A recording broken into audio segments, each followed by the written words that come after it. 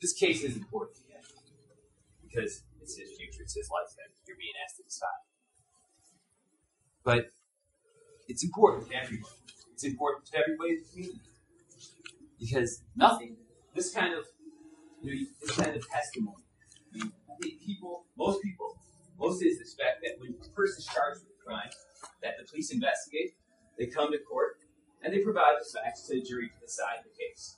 They don't come to court and manipulate their evidence, manipulate the facts to give a truth that fits in with the prosecutor's version. People don't expect it. But that's what happens here. They're so confident in their case. Why do they feel the need to cheat? Why does he feel the need to coach these witnesses and help them if they're so confident that they're right? I think all of us would prefer a place where that happens. People come, prosecutors don't try to coach witnesses, where police officers come and just testify to what happens. You may not think that one little verdict makes a difference in these kinds of things, but it really does, at least for the people from the government that are involved in this case, to make them rethink. I mean, even from the last hearing to this hearing, Wysocki rethinks his testimony as far as swerving. You don't hear him use that term in this case because it makes it look ridiculous to say that driving is swerving. But it's a constant rechanneling of their thinking to try to present their best story. And then we go to what do we know? Oh, Dr. Simpson. This is, what is significant? Significant is measurable. He said it had to be more than an insignificant amount. An insignificant amount would be an invisible amount of blood.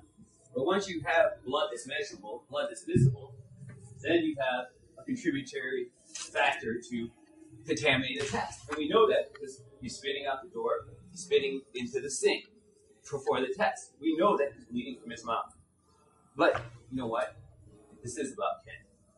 And so, if you think Ken or Dr. Simpson has lied to you about what has happened, and the prosecutor says, he didn't get beat up, he filed a police report. You didn't hear the prosecutor ask to see the police report that he filed the next day to see if, in fact, he told the police down in Detroit anything different than he's testified to here.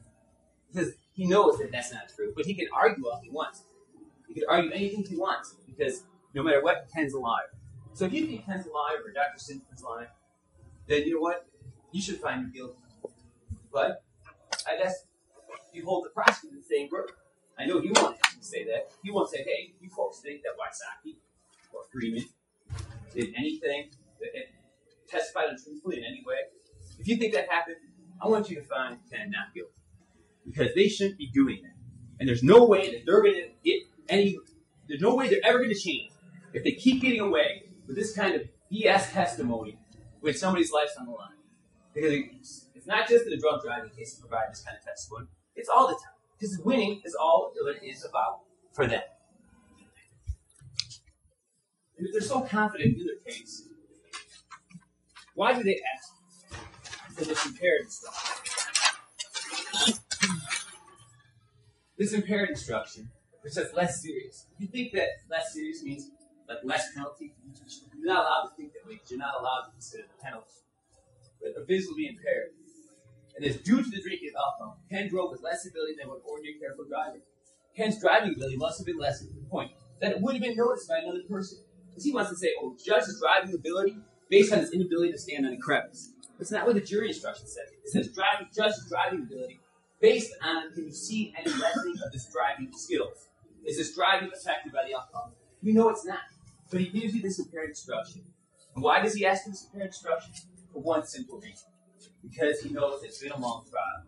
And he knows that human nature is that when people get tired and they disagree, then they look to compromise.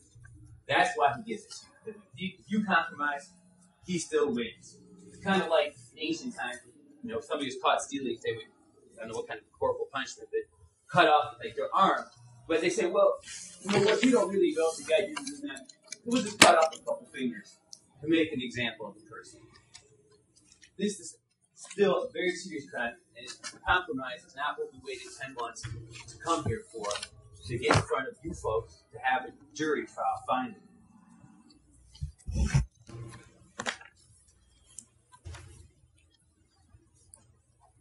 there's a lot of things that I know that I haven't covered.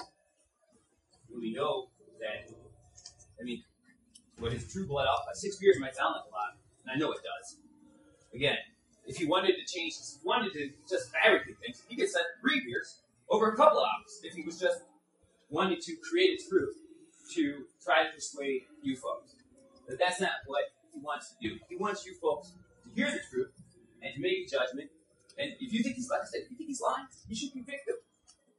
But based on 6 beers and his body weight, when he was tested, it should be between a .02 and a .05.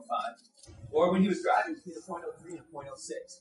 If everything was, if they would have given him a blood test, or if there was no blood in his mouth. And then I think about him, Wysocki, getting back, having him stand on that Travis. Because he has to make him look bad. This is a video. Because you saw this test right before it. Perfectly stable, with his eyes closed and head back, touching perfectly.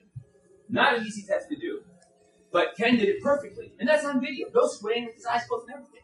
If that's all they have, I mean, and then it's like he's going to arrest him without making him look bad? It's going to look ridiculous. In a minute, I'm going to have to sit down. And there'll be a prosecutor to make some new arguments. And I won't have an opportunity to address any of those. And I, Ken especially, will be looking for you to remember what the testimony was here to address those new arguments. And I didn't cross-examine that one police officer, Burbrick, because this wasn't about the machine not being calibrated. It had nothing to do with the calibration. It had to do with its ability to detect mouth alcohol. And that's not what he was testing for, calibrating for. So they just used a simulator solution to test it, and they don't have anybody actually really, a human being, blow in, especially with contaminants in their mouth, to see if their smoke detector's working. Like I said, in a minute, I have to sit down. And then Ken's future will be in your hands. And I don't know what the process is going to say. Probably say, oh, the smoke screen, whatever, don't fall for this, whatever. But the facts are what the facts are. Maybe he'll be indignant that I've, suggested any impropriety on his part. But you folks have witnessed it. You've seen the evolution of the Freeman's testimony from one hearing to the next. You've heard Wysocki contradict himself all day long. He doesn't care. It's like a joke to him. I mean, it's like a sport to him. To joust with the defense lawyer, see if I can out-trick them. It's a game to some police officers. It's like these people on this side of the table have so much power. And when they accuse somebody... 30 seconds. Pardon me? 30 seconds.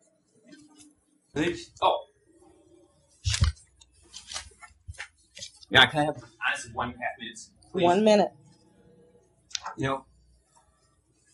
In order to see something, you have to be looking for it. I was at a restaurant one time, and everybody had, there was 5 people around the table, and we were at a luncheon, and they were serving this great tomato soup, and I was waiting for mine, so I was like the last one to get it.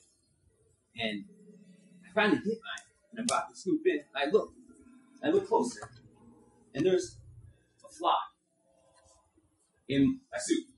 And I called the waitress over and let her know, and she gets me a new bowl of soup.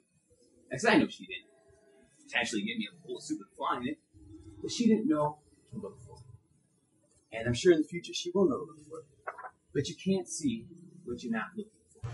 She wasn't looking for a fly. Officer Freeman wasn't looking for blood in Ken Edwards' mouth when he looked in Ken Edwards' mouth.